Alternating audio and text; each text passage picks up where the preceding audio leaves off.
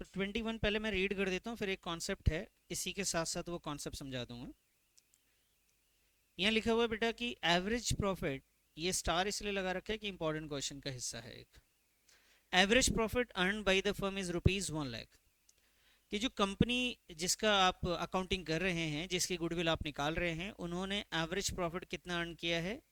1 लाख का average profit है sir. तो ये एवरेज प्रॉफिट आपके सामने गिवन है, 1 लाख रुपए। उसके बाद लिखा है इंक्लूड, क्या लिखा है sir? Include undervaluation of stock. इन लिखा जी अंडर वैल्यूएशन ऑफ स्टॉक है। अब ये क्या होता है? और ये है टोटल 4,000, 40,000 का on the basis, average basis. इसका अंदाजा तो नहीं है कि क्या होता है, अभी कॉन्सेप्ट बताऊंगा तभी समझ में आएगा। तो हमें ये जानना है, सीखना है कि अंडर वैल्यूएशन ऑफ स्टॉक क्या होता है। और उसके बाद क्वेश्चन ने बोला कैपिटल इन्वेस्टेड 6,30,000 है। ठीक है जी, कैपिटल मिल गया। उसके बाद नॉर्मल रेट ऑफ रिटर्न है 15%, ये भी मिल गया। और calculate the goodwill of the firm on the basis of 5 times. Goodwill कैसे निकालना है? 5 टाइम्स ऑफ सुपर प्रोडक्ट। जी 5 टाइम्स होता है, परसेंटेज में होता तो ये क्या लिखा रहता? 500%। ईयर में होता क्या लिखा रहता? 5 years परचेज, है ना? ठीक है जी। तो इसमें पहले अंडर वैल्यूशन बताना तो बहुत छोटी सी बात है मुझे, कि अंडर वैल्यूशन है, इसको प्लस कर दो 1 लाख में।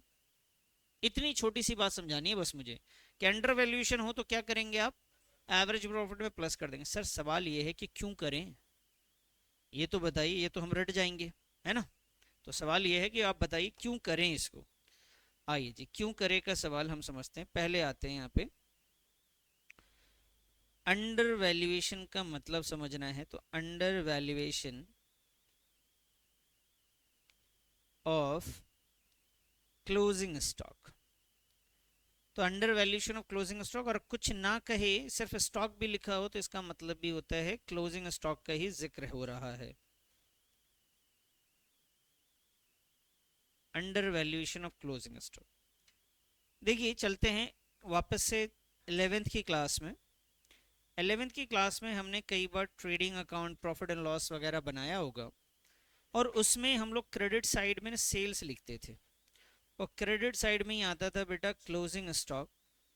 डेबिट साइड में हम लोग लिखते थे ओपनिंग स्टॉक, और उसके बाद आता है बेटा परचेजेस। उसके बाद आता था डायरेक्ट एक्सपेंसेस, और फिर यहाँ पे आ जाता था बच्चे ग्रॉस प्रॉफिट। क्लियर है जी? ध्यान से देखिएगा अब जैसे मैंने ना सेल्स की वैल्यू ले ली है 1,000, क्लोजिंग स्टॉक की वैल्यू ले ली है सर ये भी 1,000 रुपये, और इन तीनों को मिला के मैंने लिख दिया जी 1,500 रुपये। तो आप मुझे बता सकते हैं कि ग्रॉस प्रॉफिट कितना आ जाएगा? बोलो, बोलो ना बेटा। भाई क्रेडिट साइड का टोटल करेंगे कितना आएगा? 2,000। डेबिट साइड का टोटल करा कितना आया? 1,500। तो डिफरेंस कितना आया? तो ये ग्रॉस प्रॉफिट है। ठीक है जी, ये क्वेश्चन है। अब मैं आपसे कहूं कि मान लीजिए एक बंदे ने यही चीज बनाई है, सेम बनाया, सेम चीज है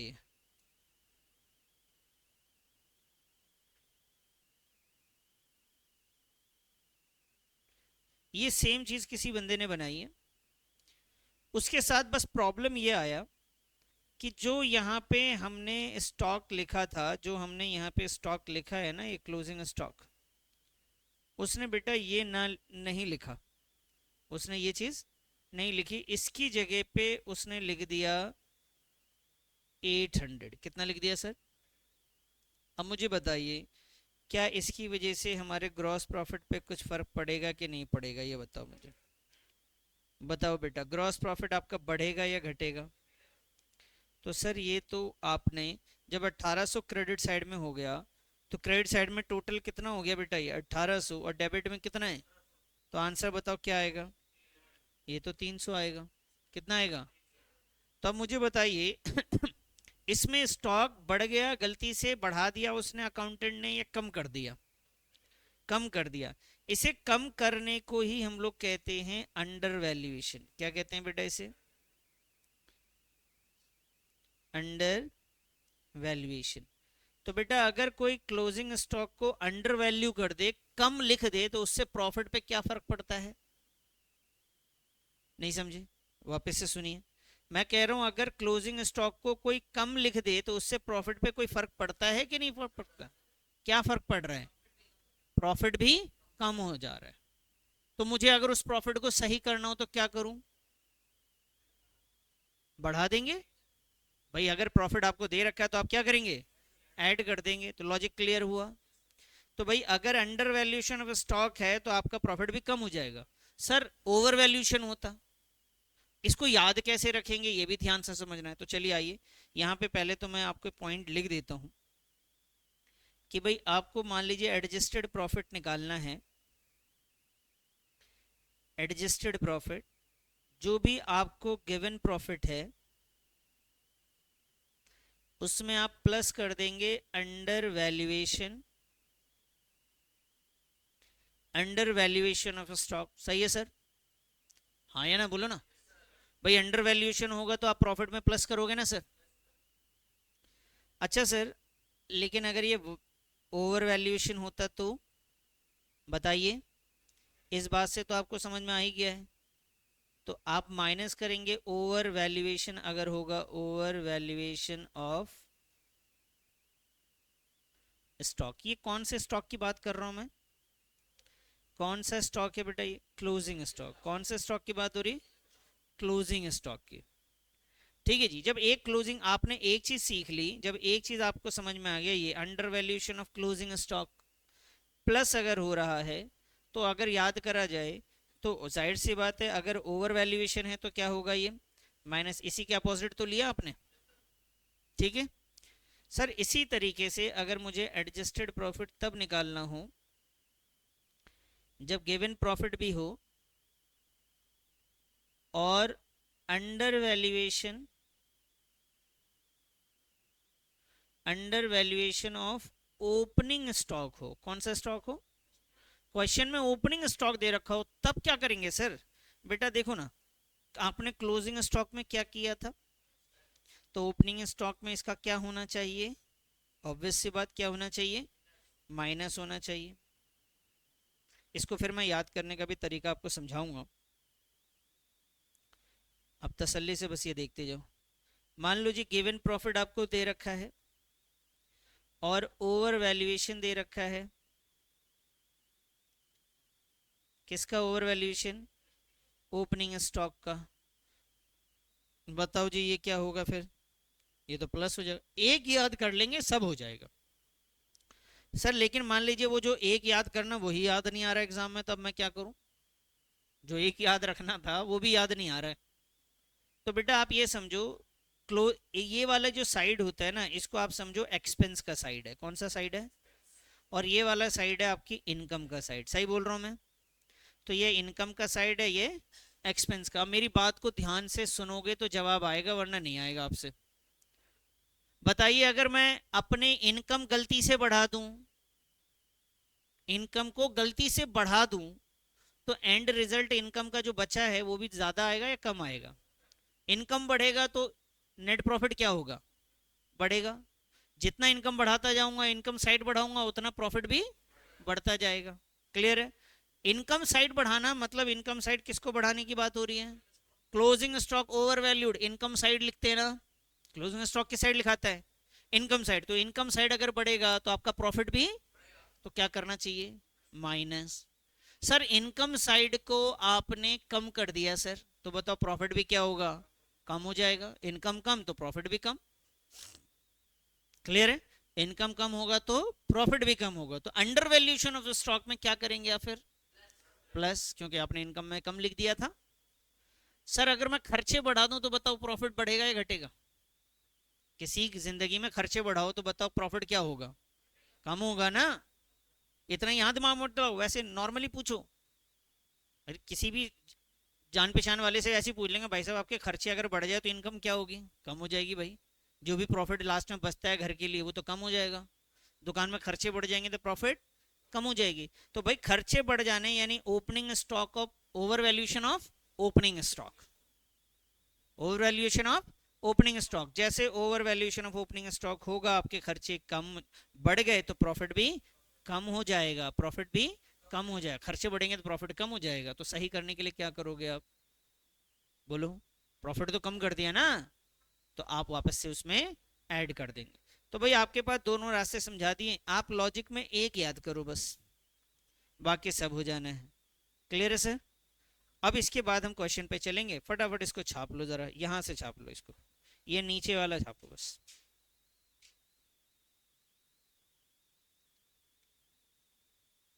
तो ये बात समझ में आ गई आपको सर? तो अब आ जाएं क्वेश्चंस पे। ठीक है जी, अब आप मुझे खुद बता दीजिएगा कि क्या करना चाहिए, और लॉजिकली दिमाग में भी फिट हो जाने चाहिए। बस इतनी सी बात के लिए मैंने इतनी सारी कहानी आपको सुनाई, कि यहाँ पे क्वेश्चन में लिखा हुआ था कि भाई 10,000 रुपये का, 1 लाख रुपए का इनका एवरेज प्रॉफिट है, और अंडर वैल्यूएशन ऑफ स्टॉक कितने का है बाबू? तो आप क्या करें, बोलो, इसको ऐड कर दें, यही तो था। तो हम इसको इस वजह से ऐड कर रहे हैं इसमें। क्लियर? अब एवरेज प्रॉफिट हमारा सही हो जाएगा। ये जी सॉल्व कर लेते हैं क्वेश्चंस को फटाफट, लिखिए जी। तो यहाँ पे मैं कैसे लिखूंगा, मैं लिखूंगा जी average profit,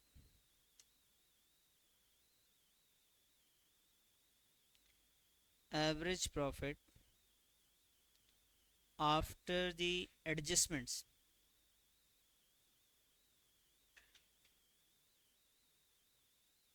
average profit after adjustments, value कितनी है, 1 लाख, और अंडर वैल्यूएशन कितना था बेटा, कितना हुआ बाबू, ये आ गया जी 1,40,000। ठीक है जी, बोलिए सर, समझ में आई बात? उसके बाद आ जाइए सर आगे। अब आप क्या निकालेंगे सर, नॉर्मल प्रॉफिट निकालेंगे सर हम तो।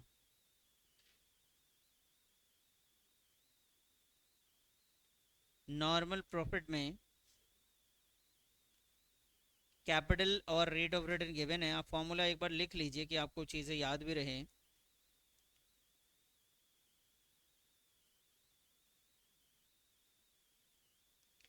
Capital employed multiply by rate of return,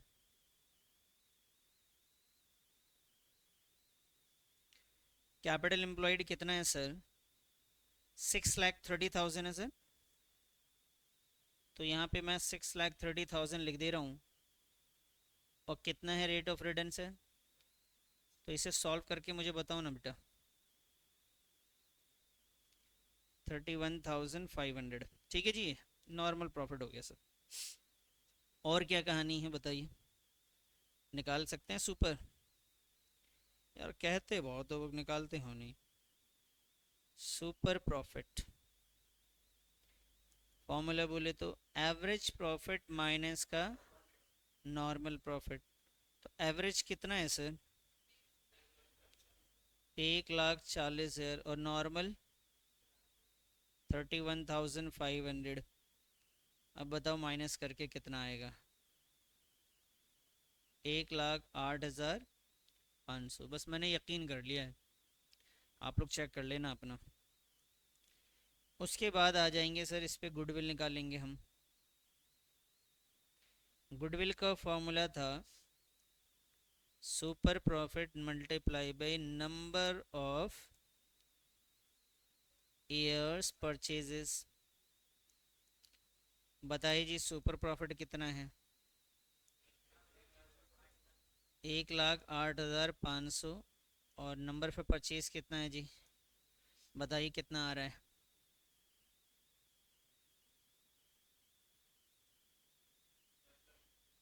सच में 542 यही आ रहा है ना? चलो जी, ये क्वेश्चन हो गया जी हमारा, समझ में आई बात? ये क्वेश्चन नंबर कौन सा था ये था बेटा 21। चलिए जी नेक्स्ट क्वेश्चन की तरफ चलें। 21 के बाद आ जाइए सर 21A। 21A क्या कहता है आपसे सर, कहता है जी एवरेज प्रॉफिट जो है हमारे पास वो है 75,000 का। आगे इसने लिखा include undervaluation of stock. क्या लिखा है? अब बताओ अंडर वैल्यूएशन ऑफ स्टॉक को क्या करेंगे सर? हाँ, ऐड करेंगे। ओवर वैल्यूएशन को क्या किया था फिर? ठीक है जी। आइए सर, अंडर वैल्यूएशन में क्या करेंगे बताइएगा आप मुझे, करके दिखाइए ज़रा। ये सेम क्वेश्चन है, आप खुद से भी कर सकते हैं।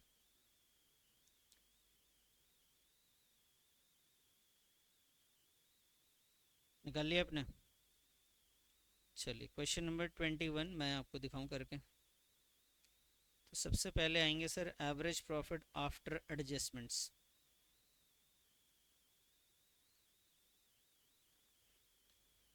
और ये वैल्यू है बेटा 75,000। इसमें 5,000 प्लस करेंगे और ये वैल्यू हो जाएगी सर 80,000। क्लियर है ये बात? अंडर वैल्यूएशन है प्लस ही तो करेंगे सर। अब आइए सर नॉर्मल प्रॉफिट पे। सर नॉर्मल प्रॉफिट में आपके पास कैपिटल गिवन है 7 लाख रुपीज़ और 7% निकालना है इसका। ये आ गया जी 49,000। अब आइए जी सुपर प्रॉफिट पे। एवरेज माइनस नॉर्मल, तो मैं फॉर्मूला बार बार नहीं लिख रहा, लेकिन आपको लिखना चाहिए, याद होता है इससे। कितना आया बेटा? ये आया जी 31,000। अब आइए सर गुडविल पे।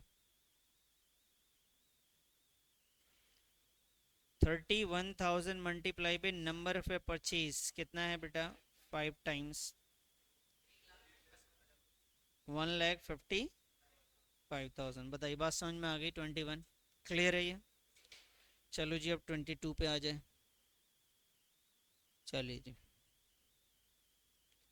Average profit earn by the firm is ₹7,50,000 which include over valuation.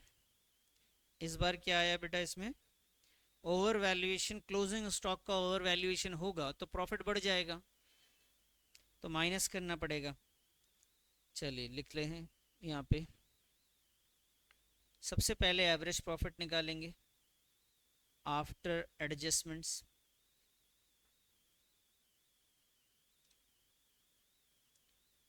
ये बेटा 7,50,000 ओवर वैल्यूएशन है तो माइनस करेंगे आप कितना? 30,000। और ये कितना आया जी?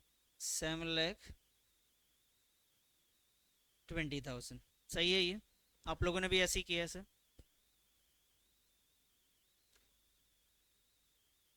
उसके बाद आइए जी,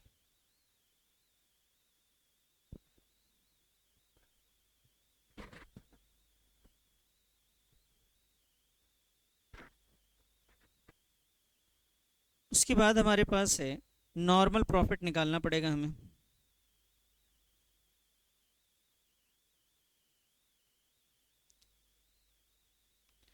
नॉर्मल प्रॉफिट में हमारे पास कैपिटल जो है बेटा वो 42 लाख का है। रेट ऑफ रिटर्न उसका है 15%।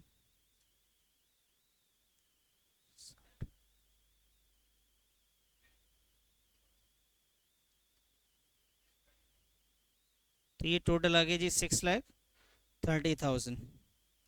अब क्या निकालेंगे सर हम? Super profit. तो सुपर प्रॉफिट में हमारे पास एवरेज है बेटा 7,20,000 माइनस का 6,30,000।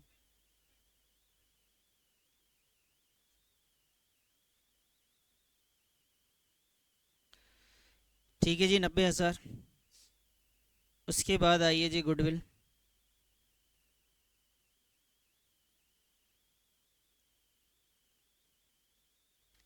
90,000 इंटू का 3 टाइम्स, तो ये कितना हुआ बेटा आपका? समझ में आई ना? इसमें कुछ था ही नहीं, बस ये 3 टाइम्स यहाँ पे था, ऐसे ही सॉल्व कर देना था, और तो कुछ है ही नहीं, सिंपल सा क्वेश्चन है 22। बताइए जी हो गया? चलो जी नेक्स्ट क्वेश्चन की तरफ आए। अयूब अमित और partner in a firm, they admit Jaspal. दो पार्टनर्स पहले से थे, उन्होंने जसपाल को एडमिट किया 1 अप्रैल 2023 में। Goodwill valued at 3 years purchase of super profit method. तो ये कह रहे जी goodwill at 3 years purchase of super profit method है। आगे इन्होंने लिखा कि which they decide to average of last 5 years, और एवरेज प्रॉफिट कितने साल का है, तो 5 साल का आपके सामने ये प्रॉफिट ईयर और साथ में प्रॉफिट्स दिए हुए हैं।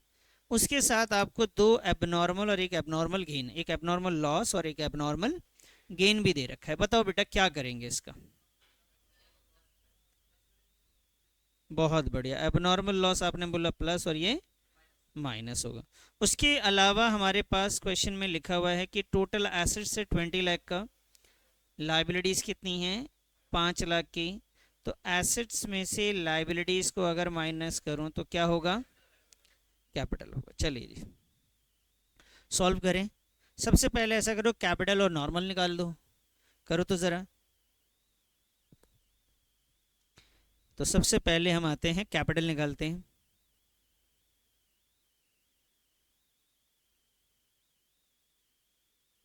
Capital employed is equal to का एसेट्स है बेटा आपका 20 लाख, और आउटसाइडर लाइबिलिटी जो है वो आपका 5 लाख है, और ये हो गया जी आपका 15 लाख का कैपिटल एम्प्लॉयड। अब निकालेंगे आप नॉर्मल प्रॉफिट।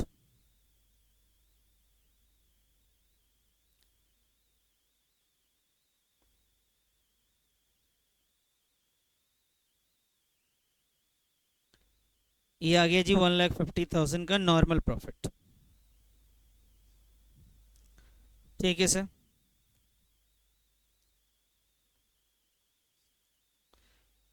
अब एवरेज निकालने के लिए आप वो टेबल बनाना चाहें तो बना लें, बेहतर है। उसके बाद एडजस्टमेंट्स, और उसके बाद एडजस्टेड प्रॉफिट।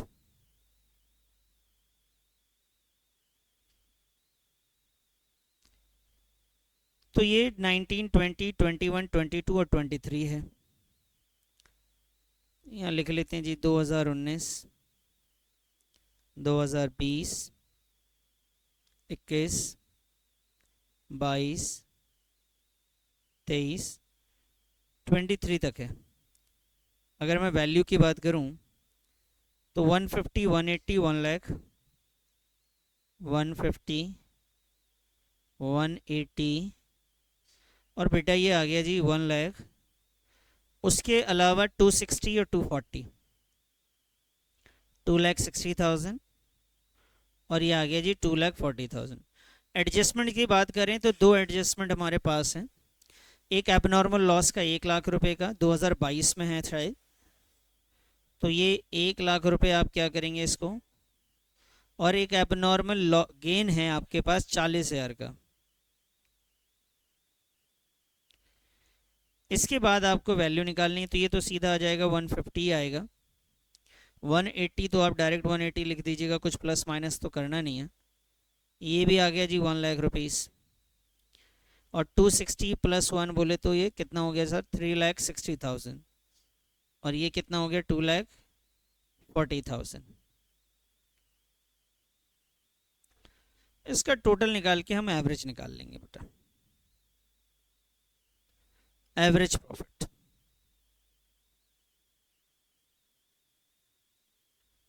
डिवाइडेड बाई 5, बताइए सब। 9 लाख, चेक कर लें सब लोग अपना अपना करके।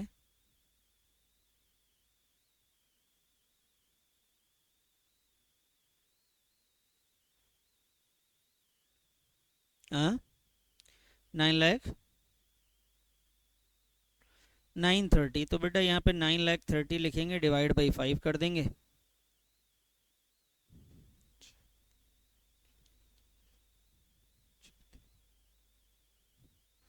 आप अपना निकालिएगा बेटा, मेरे चक्कर में मत रहें।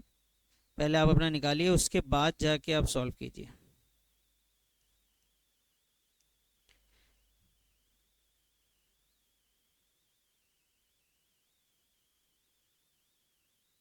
Super profit, average minus normal,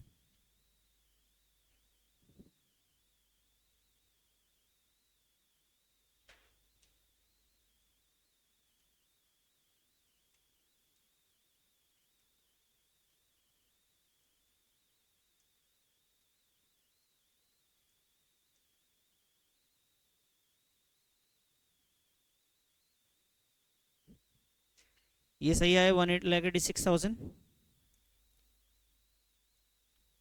अच्छा जी, तो ये 186 माइनस का आपके पास कितना था, 1,50,000। कितना आया सर ये आ गया जी 36,000। बताइए सर, समझ में आ गई बात? अब क्या निकाल सकते हैं हम इससे, बताओ ज़रा। गुडविल क्या होगा बेटा, super profit multiply by number of years purchase.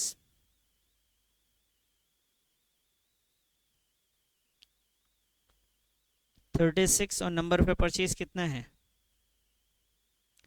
अब देखिए ज़रा, नंबर ऑफ परचेज है 3 ईयर्स परचेज, तो भाई ये 3 से आप मल्टीप्लाई कर देंगे इसको।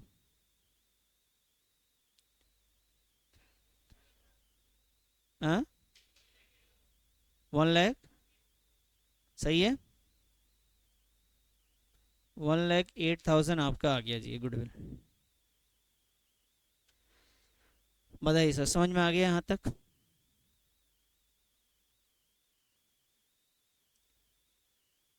एडजस्टमेंट, मैं समझा नहीं बात को। अच्छा, एडजस्ट तो उस टाइम क्यों नहीं बताया नालायक? ऐसे अभी नहीं बोले तूने? ये कह रहा है कि एडजस्टमेंट ना, ये तो 22 और 21 में था सर, आपने 23 और 22 में कर दिया। हाँ, मैंने ध्यान नहीं दिया। तो खैर आप इसको सही कर लो, आपके हिसाब से यहाँ पे जो था थोड़ी वैल्यू सही। मैं तो देखो कितना अच्छे से मिटा दिया मैंने। बताओ कितना था, यहाँ पे कितना प्लस करना था, 1 लाख। बताना चाहिए अच्छे से, गलती हो जाती है यार कहीं पे, सिली मिस्टेक है तो कॉन्सेप्ट की प्रॉब्लम नहीं होनी चाहिए बस। 40,000 बोला उसने, बोला अभी रुक जा बताता हूँ, आंसर गलत आएगा तब बोलूँगा मैं। आंसर तो सही आएगा ना, टोटल का तो सही है ना वो। ये बताइए, ये आ गया जी 2 लाख, आगे सब कुछ सही है बेटा। 260 में से 40 गए, कितना आया? 2,20,000। ठीक है जी, और बाकी चीज़ें ये हमारी सही।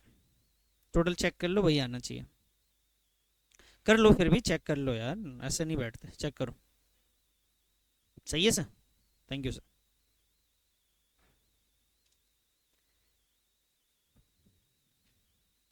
बढ़ जाएं आगे अब।